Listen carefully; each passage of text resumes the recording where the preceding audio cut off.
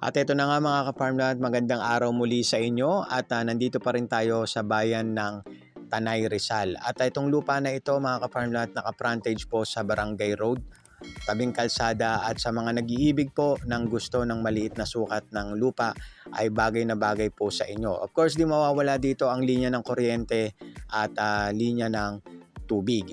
At meron din po ditong malakas din po ang ating signal pang-communicate sa ating mga mahal sa buhay.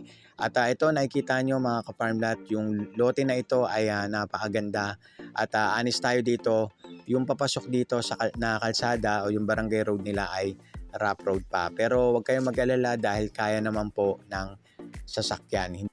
Ngayon mga ka-farmland, pag-usapan natin yung ibang detalye. Papasok dito sa area na ito from Marilac Highway hanggang dito ay nasa 20 minutes lamang po. Nandito na kayo sa area na ito. Then ang total area naman nito mga ka-farmland ay 1,000 square meters. So bagay na bagay po sa residential o kaya naman bahay bakasyonan. Pwede po ninyong gawin ito. Dahil itong lugar na ito mga ka-farmland, sikat po ito na dinadayo ng mga turista. So pag dito kayo nakapwesto, pwede rin kayong gumawa ng inyong mga camping site.